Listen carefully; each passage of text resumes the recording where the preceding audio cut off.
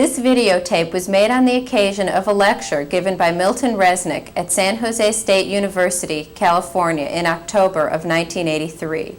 The Contemporary Arts Museum would like to thank the Art Department at San Jose State University for permission to include this videotape in the presentation of the exhibition Milton Resnick, Paintings 1945 to 1985, on view at the Contemporary Arts Museum from June 20th through August 11th.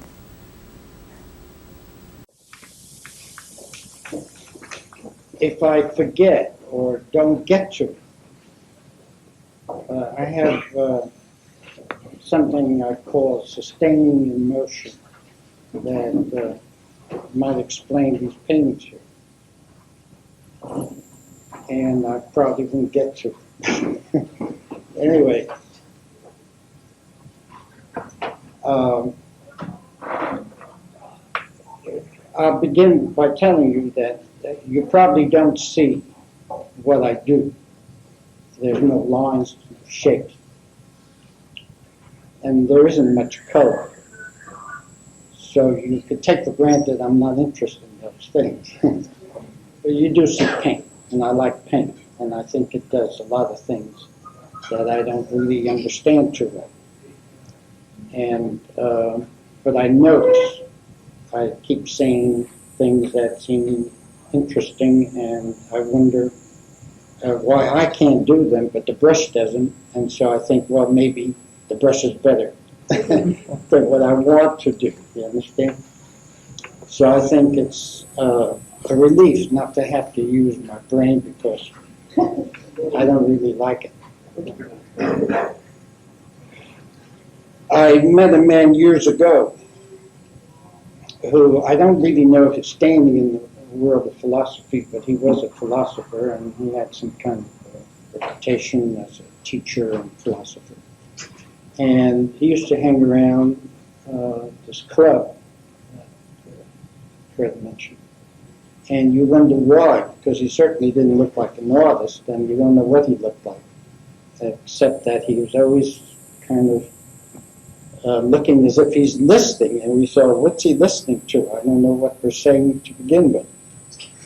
So one day I had a talk with him, and he said, well, you know, we philosophers are not, we don't have, you know, we think of what other philosophers have said, and we just go ahead and from there.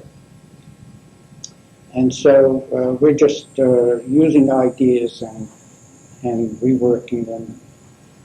He says, my big discovery is that I found out the world gets along without ideas. And I said, well, you mean we're stupid? He says, no, it's just that it doesn't matter whether there are ideas or not. It just keeps going anyway. He says, that was a big discovery. So I says, well, that's true. I says, I knew that, but I also knew something else. I said, we're all under one umbrella. I mean, we're talking about the painters. He says, we're all under one umbrella. We have to kind of get out of the rain, and we're all under one umbrella. He says, what's that? I said, modern art. So then it dawned on him, we're not really subjective people, which is really what he was trying to get at. And his idea was simply that you can, if you have an idea, it has to be an objective. You can't say, I feel terrible. You know, it's not an idea. But for me, that's a wonderful idea. What else have I got? So, if you say that painting is an accumulated sensibility and a way of responding to what you see, and that your brain or your will, see, my iron will doesn't really exist. I mean, I don't know where that iron will be. I mean, you look at paint and you think, where's your will? So, since my will doesn't seem to be what I have, and my ideas don't really do much, there must be something. And there must be things or something in your experience, but not exactly a learning. I mean, the learning part isn't, I don't remember learning anything. So there must be something else. And I think there are innocent experiences, things that you never, at the time that you had it, made you think, now I'm going to be an artist. You know? And the ones I keep thinking about as having something to do with art, I'll tell you a little bit about. And one of them I remember as the earliest experience in Russia. My grandmother used to cut around in the garden. I used to follow her and picked up a pebble. And it was so nice looking, I swallowed it. And then I thought, well, I have to tell her that I'm going to die, or something's going to happen to me. And I have to think, what will she say? And I'll think she'll be terribly hurt that I'm going to die. So I better not tell her and just die. And so there are two things about that. First, that you have a sense of panic, and then that you have a sense of faith. And if you combine them, I think you are an artist.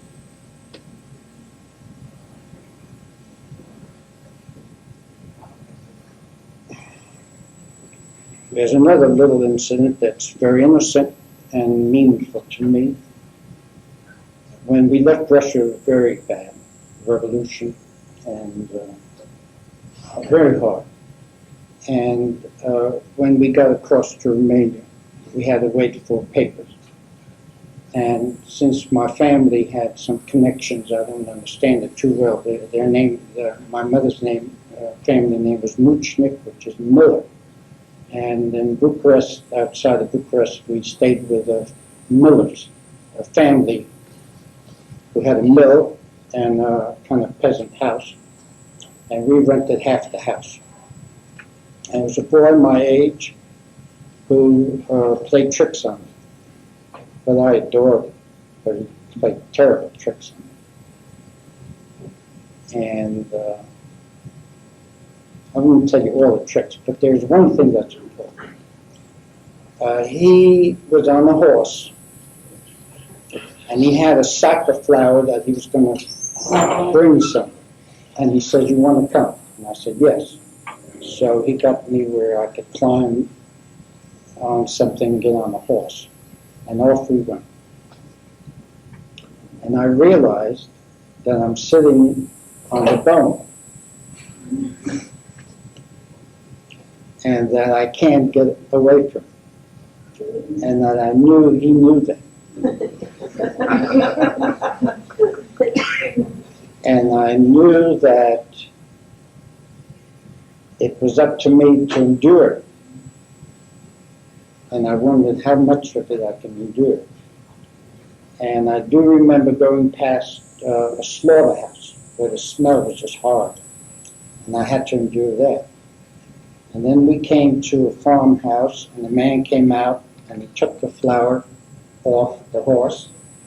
And the boy turned the horse around and went up a little bit, and I could get off that bone. And then the trip back was beautiful. But the important part was that I felt I was one with the world. I seemed to have been suddenly one with the world. It was completed. The world had that look to it. That also, innocently, is an experience that I have as an artist. But not instantly. There was one kind of in-between experience, and that had to do with drawing. I was a young man in a school where we drew from the cast. I don't know if anyone ever did that. A cast room is a room with a lot of windows facing north, so the light is constant, and shelves of famous sculptures, cast busts and architectural pieces and things like that. Columns, Doric and all that. And you choose one, and then you get a place, and they mark your place. And you have the problem of with charcoal and charcoal paper, to keep the paper clean, to use 3 tones, and to blend them, no lines. And the blending has to work so that the light forms out of the blend,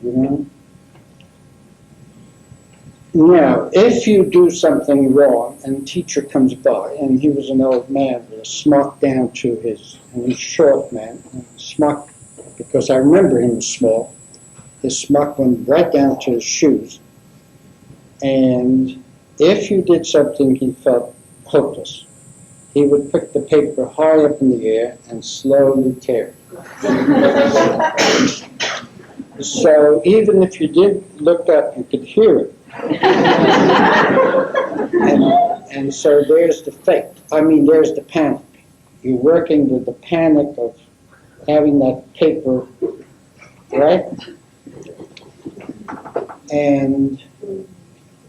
But there was one further experience. I was good. I knew that. I wasn't the best, but I was good. And there was one other fellow I thought was good, but not real or right. There was something I felt he was doing.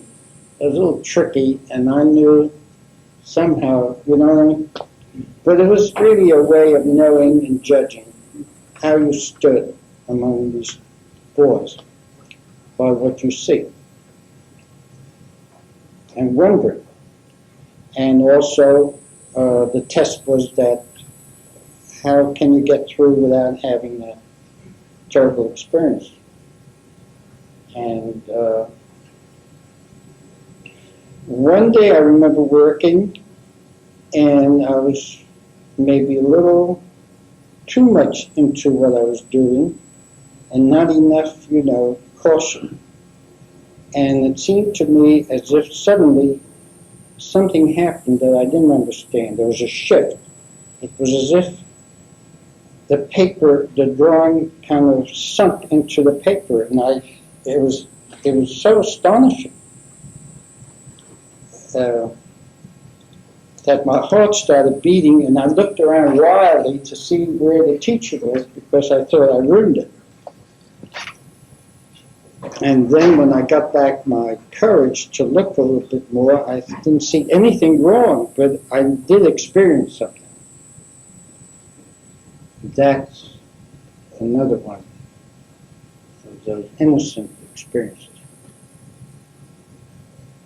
Now,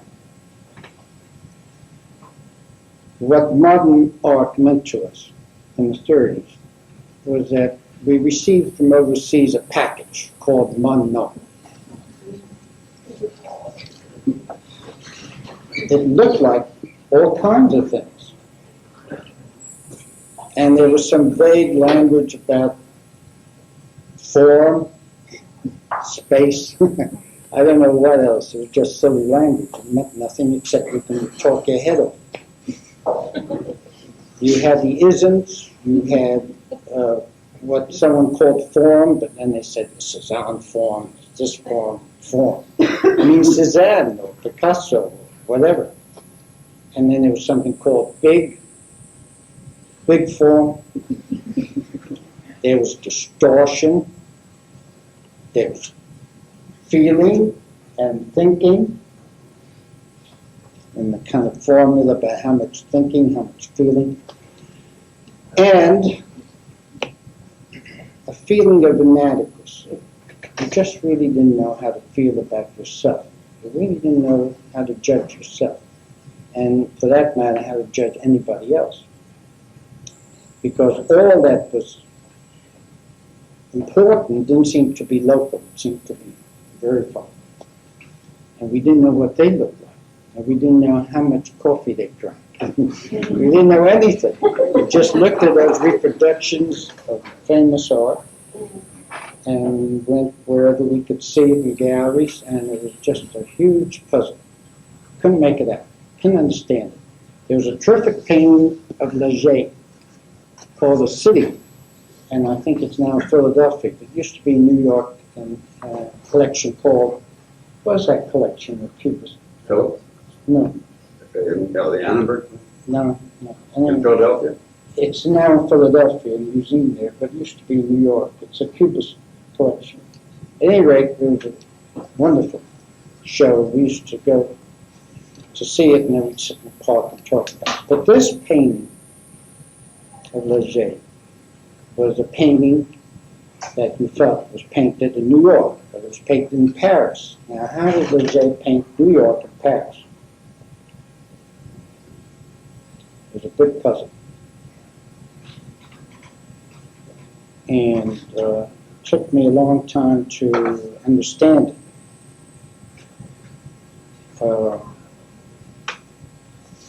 If you've ever been to Paris, it's a city of perspective. If you lived in New York, you know there is no perspective. And this painting had no perspective. And Cubism was an attempt at doing away with perspective, of course, and having a different kind of space. And one of the meanings of the space was that there was no center. And the other meaning of that space was that there was nothing important to put in the center. And the third meaning was that instead of contracting, it expanded. And the problem of the authorities was, well, how do you do that? How do you get to be a modern artist if you don't know how to expand? And besides, where do you expand to? I mean, where does it go?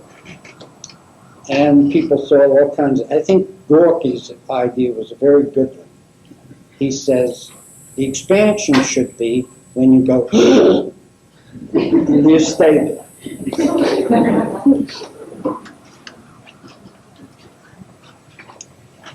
But when you go past there, you come to where you can't see it anymore. You go past there. And then you become, how do you call it, when you have a piece of something? Fragment. Yeah, but there was another word. There was a word everybody used, contempt, I forget the word. But what it meant is that the picture is where you don't see it. Like if you look out of the window, you want to see more, you have to kind of, it's cut. There's a word. Vignette. Something, a vignette or a view or something. So now,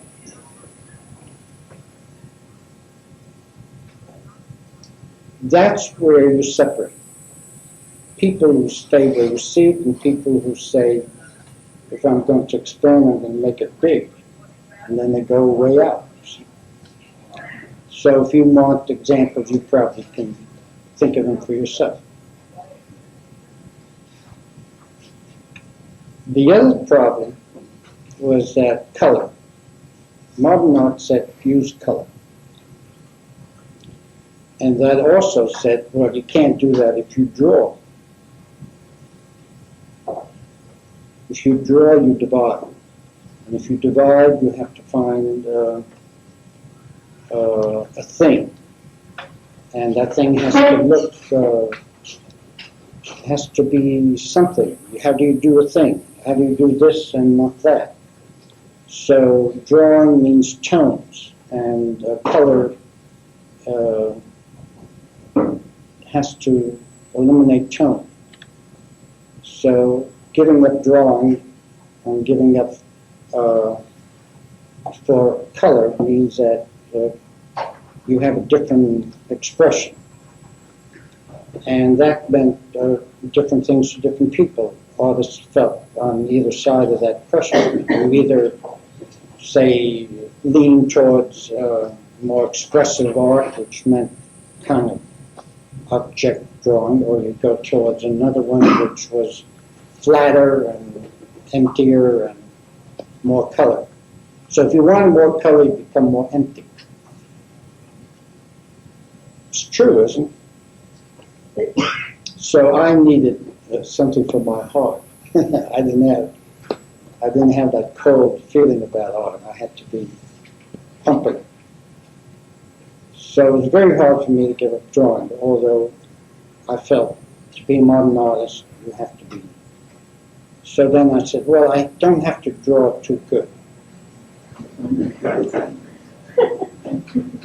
I don't have to be particular. And I don't have to stick to what I do. It doesn't matter that much. So whatever that shape is, it's just, it's not there. So in a certain sense, only my practical part of me was really what helped me, because it did just what I think helped me. It just wasn't looking for something. It was saying what helped me. And so then about that problem, it began to be a kind of static problem. People had resolved it in some way. They were no longer talking about it. They just went on with whatever side, Cheesemore or Cassamore, Mondrian, so on, sides. And problems. My problem is simple. I just couldn't hold on to anything. It just seemed to be, just so much more crap. Because color didn't mean anything to me. I said, what do you mean color? It's yellow. What the hell is yellow to me? I don't care if it's yellow. It just says so. It just says yellow. What the hell is that? It's just, so color was a pain in the ass. I couldn't say anything about it that felt I was important. It wasn't important to me. And, but I used a lot of paint, thinking that maybe more paint, more color, it would do something.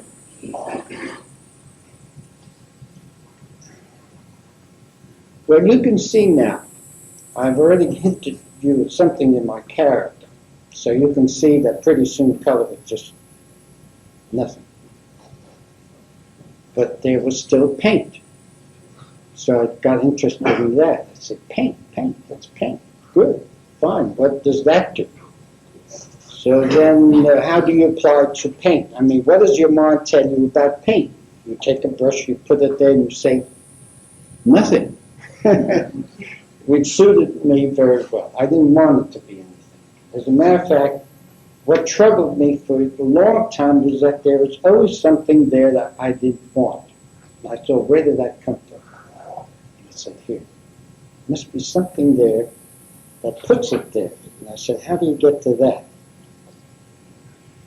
I mean, not because I wanted that, because I said, how do you say brainless brain? I mean, don't think. So then I did say that. I says, if I think it, I won't do it.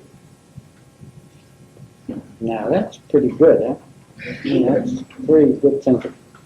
Because it meant, if you're not going to do what you think, you make a tension. You're beating, you're panicking. You say, I can't do it, I thought it, not that, then what? So I'm holding on to my experiences, my pebble. Then there got to be the panic that was overwhelming. I knew I was going crazy. So I said, I've got to have somebody around to keep me from going crazy. And I thought, well, why am I going crazy? There's something wrong with me. People are noticing that I'm acting very strange. I'm hearing voices, I keep looking around, so someone call me, or, I thought I needed a good example, someone calm, someone who doesn't get excited. And one day I looked down my window and I saw a very old man walking. I said, he looks all right. I'll follow him. So after a few blocks, I thought, what's the sense of this? I mean, it's ridiculous. He looks at this, and looks at that, and doesn't seem to get him excited. And that's where I ought to be, but I'm too young for that. So I thought, I have a good idea. I'll take this old man and put him in the corner of my studio. He's sitting there, I know he's always there, and I said, well, what do you think, you know?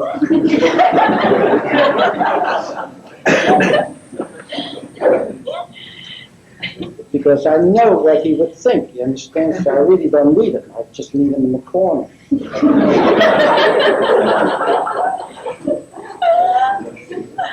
And once Tom Hess asked me to write something because Paul Goodman had written an article or had given a speech at the club which was very critical of abstract painting, you know, what we were doing. And he asked me to come and said, would you write something in answer to Paul Goodman? And I said, why me? He says, well, I don't know. He says, I think maybe you could, because I don't know how to do it. And I couldn't think of anyone, so I thought maybe you could do it. I said, well, I don't have any idea. I mean, I think if he says it, he says it. I don't care if he says it or doesn't say it. So I said, I'll tell you what. If I could do it in the next few days, I'll tell you. But if I can't do it, I'll call you and tell you, forget it, get somebody else. So on my way home, I wrote. When I called him up, I said, it's finished. This is about 1 hour later. So I said, you want me to come back and see you? He said, no, you stay there. I'll come and see you. So he came in, and as he came, I said, there it is. So as he came in, he pulled out a pencil or something. I said, what are you going to do? He says, nothing. I'm going to edit it. I said, never mind. He said, well, what do you mean? I'm an editor. I said, I know, but I'm not a writer. I'm a painter, and I'm just doing something. He asked me to do it. That's what I did. You like it? Good. Don't like it? I don't care. But that's what I did. So he said, well, can I read it? I said, all right. So then he says, what about this old man? I said, well, he's somebody I have in the corner that really it wouldn't do. I said, all right, take it out. I was trying to be reasonable. So then I finally said, look, I really don't care. It doesn't matter to me. But if you want it, that's the way it's going to be. He says, all right, I'm going to think about it. So he published it. And then he told me, I want you to understand that I published it because I feel I'm obliged. I said, not really. He said, well, I do. He said, the other thing I think is that you have contempt for my readers. I said, what readers? He said, well, people read this magazine. I said, how many? He said, 50,000. I said, well, I don't give a shit. So what? I don't care. I didn't read. I don't know these people. They ought to think what an idiot I am for saying these things. But in other words, if I show them if I open my pants, it's not my contempt. It's being ridiculous. They're looking at some fool. I said, that's what it amounts to. I'm exposing something I've said, and I don't seem to care whether they think that or not. But I don't even think about them. So why do you think I have contempt of them? He says, well, I let other people read and they agree with me. I said, I really don't even know who reads this junk. It's ridiculous to me. So he says, well, I'm just saying to you what I think as a friend. I said, you're not my friend. And don't call me Milton.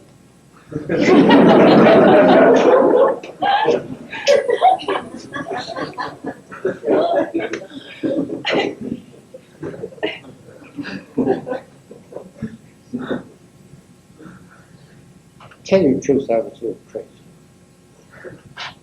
And nobody, my independence was not just independence, it was just craziness. But getting back to sustaining an emotion, I haven't, I'm not saying that I was really crazy, but I was crazy. And I did have terrible experiences with that craziness. And so there was a point where I felt I was going to die if I paint. So I said, no more. And I said to Pat, I have to go. I mean, if I see people, I go pale. I get cold. I sweat. I can't face people. I hate everybody. I hate all. Can't we go away? And this was the first time in my life I was making so much money. I mean, people were buying everything. So really, I had no excuse. I can't understand it. So we went to Paris, and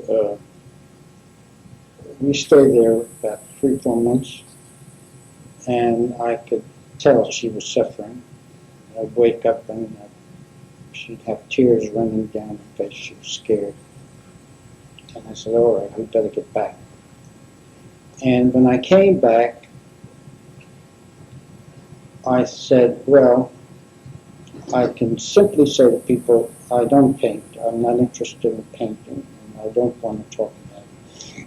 Excuse me. And I bought clothing, a real suit and all that. And,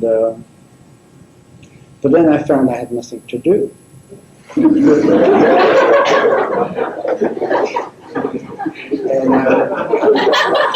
I'm just not used to it. So I went somewhere near City Hall where I thought nobody would ever find me there. And I found a studio with a skylight. And I had someone make me a stretch canvas about 18 feet, about 10 feet. And I said, I could just sit here. And I did buy some paint, but I just thought I wouldn't use it. I'll just sit here. If I make a mark, it's like, just making a mark. But it was somewhere in my reasoning, a feeling that was my cure, too. You know what I mean? That it brought on my craziness, and maybe it's my cure. You take the medicine kind of homeopathic,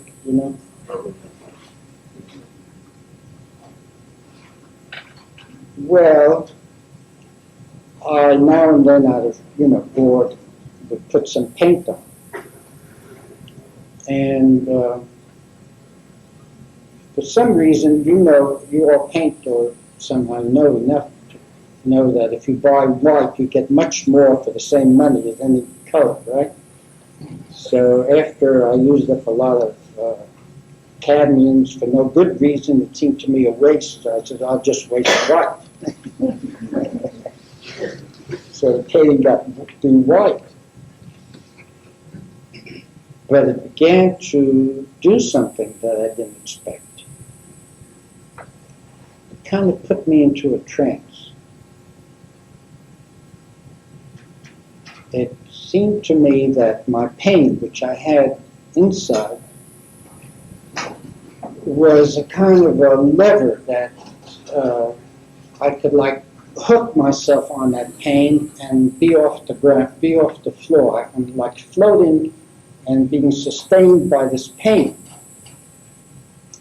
And that as long as I can do that, I am not really suffering because I'm doing it to myself. And then the next thing was that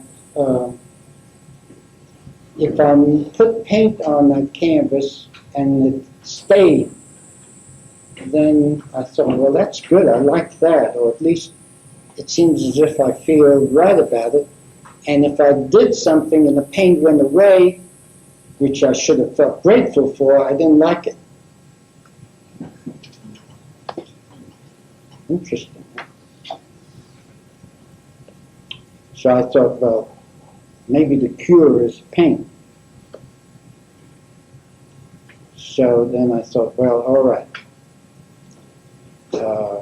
That's my game. I'm playing with the paint, floating with paint.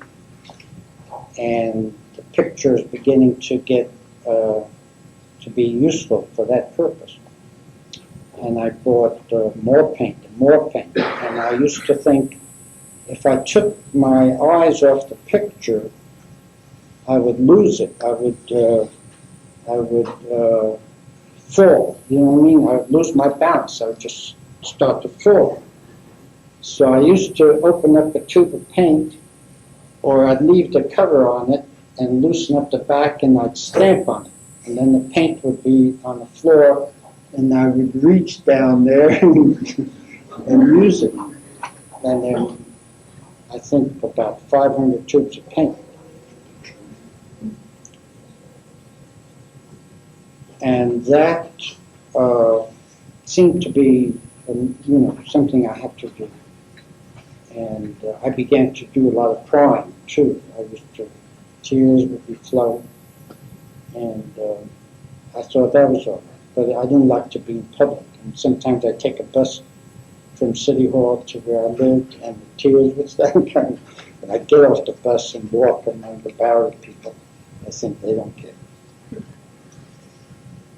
And then finally, I started, I bought a building that I found on the way. It was a synagogue, and I saw it was just falling apart.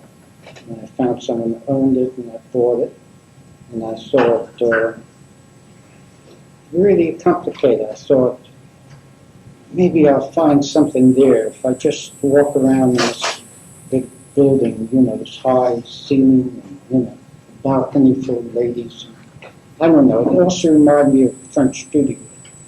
So I thought it's, something I can do. I have money and all that. And I bought the building. Then I hired all these bums to come and take all the plaster off the walls. And I hired carters to take it all away. And I just sat there watching all these Indians, these crazy people, drugs chopping away. And I thought it would be like a mountain, like Shangri-La, somewhere I could just, live without, but my wife had different ideas. She was going around measuring everything.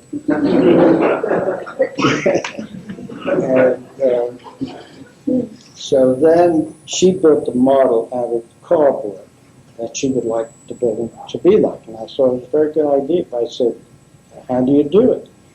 So she says, well, we'll get an architect. So we did.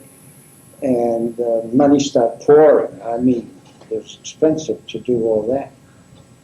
So then, out of my innocence about money, I got into trouble with taxes.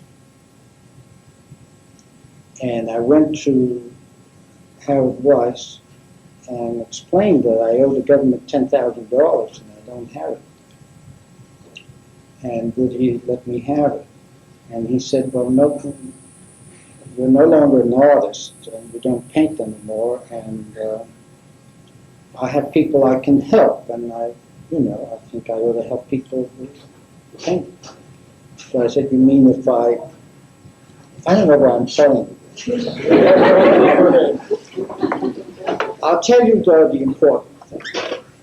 The reason that I'm talking about this painting, which came about through a kind of craziness, was that the thing that drove me crazy, that I was painting for 3 years in a studio that no other artist ever had at that time. It was 5,000 square feet. It had 8 skylights, had about 16-foot ceilings, And I was painting 25-foot paintings, 16-foot paintings. I was painting like a whole enormous space full of huge paintings. And I was paying what I thought was a ridiculous high rent. And I thought, my money's going to stop one day and then I'll be caught in the middle and none of these paintings will be finished. So I painted day and night for 3 years. And it used to be very difficult to hold my head up. So then I used to put long rolls of paper down on the floor and paint there when I couldn't hold my head up. 3 years. And I went, scared, crazy. Now, the real breakdown, the last thing that happened that really tore me to pieces was that I painted a picture that I'd started in almost the first, that somehow was very exciting to me, but I just didn't know how to paint it. And I just kept going back to it, and I keep doing something. Then, one day, I painted it. And it broke my heart, because I said, I could have painted that painting 20 years ago. What put me off? And I hated the whole fucking artwork. And myself. That modern art shit.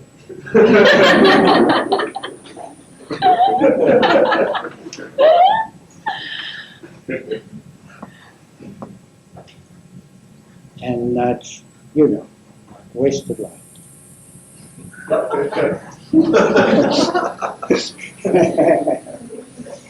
It's true. It is wasted. And stop painting. Now, when I painted, and that painting was done with brushes with sticks on it, and it was still really like strokes. And the strokes were kind of, trying to drag the painting. I felt that what paint was now doing for me was that it was like a tool. It was like a tool, like a hammer, screwdriver. I said, I need a screwdriver. I better use blue, something like that. And what I was doing really is finding out how I can move that picture to where it should be. Because every time you do something, you say, where is it? And it seems like the picture is a little too much this way or a little too high, It was really, how do you drag that picture so it's just where it should be? So that's where it's all there, you see? So it wasn't as if I meant to do anything but drag, first of all, I had to get it off the ground. You see, it can't be down. It has to be up. You have to look up. You can't look down. It's a rule. I made it up, but it's true. And then it has to, breathe out. It has to fill up, and it has to reach the open ends, and it has to stay there without moving. Can't move. It has to be dead, but right there. And that's what I did for 3 years. And so the strokes were like, pulling, tugging, all that work. And they really didn't do it. Not only that, they got tensed up in places. You say, why is it all so tense there and so relaxed there? I like it relaxed. How do I get that ghost out? I call them those tense parts. I say there's a ghost in there. So I want to kill the ghost. And when I kill the ghost, the whole thing went. Then I have to, So now the difference between those paintings and that painting I did when I was out of my head was that I had no strokes anymore, just paint.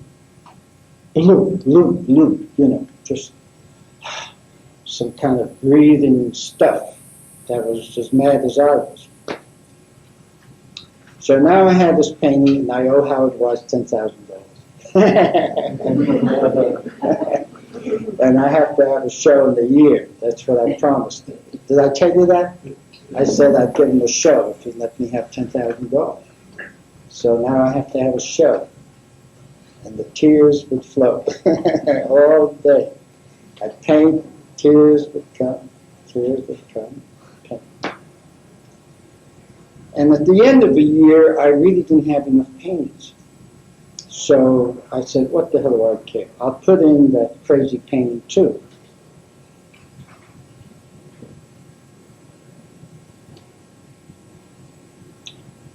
And I thought, they'll throw me out. I mean, they wouldn't stand for it. It's too crazy.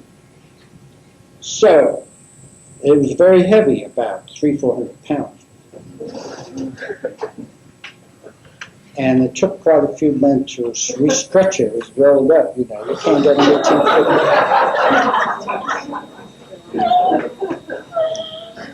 And so they're working, and I'm standing thinking they're going to see it, and they're going to say, you know, what the hell is that? All white, crazy. So then they finally got up on the wall, all these people standing around and looking at them, and they're saying, very nice, very nice. And I think they're human.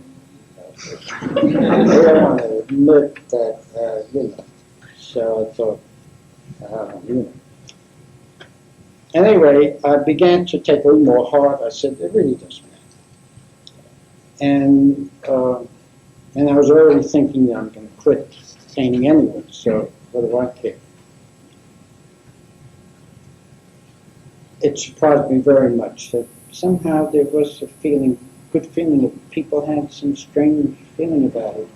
And I did begin to calm down a little bit, began to see there was something to it, and now I had a new idea about myself.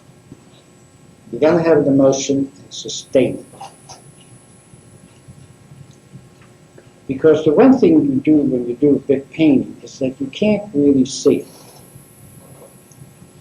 If you have to run back every time, run over there and do something, or run back, that's no way of painting.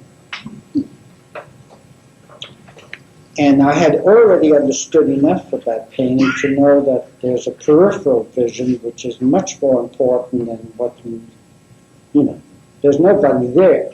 So you're really trying to take it in, you understand? So you're really like saying, and I used to run around, I used to walk in the street and I'd have these peripheral visions which would be very strange. It would be like almost dreamlike, like a flitter, like something would flitter across my brain. I said, oh, if I could only paint that, you know? Now that was already a development, but the real development came later. I can sustain. I could paint with what I carry. I carry the picture.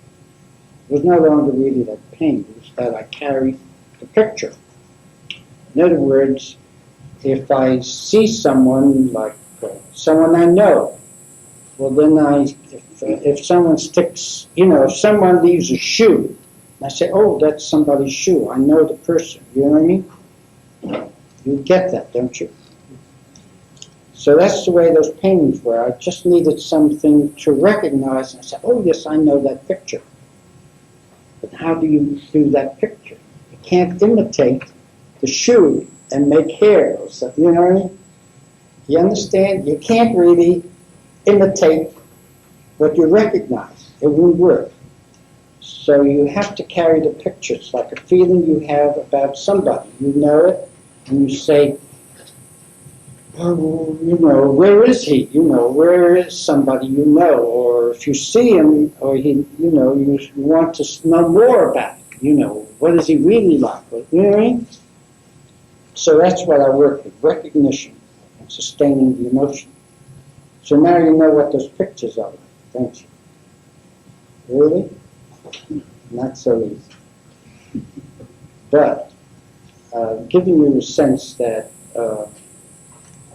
the thing that I've done to myself is dangerous. but that there's something to it. And that the learning process is not really a guarantee that you become an artist. I think a certain kind of innocent experience carries you, beyond the process of learning. That learning is really an encouragement, saying, go ahead and do it, you know what I mean? But that beyond that, you're on your own. And you have to have something that carries you, that sustains you. And that's what you ought to sometimes think about. That's about all I'm going to say.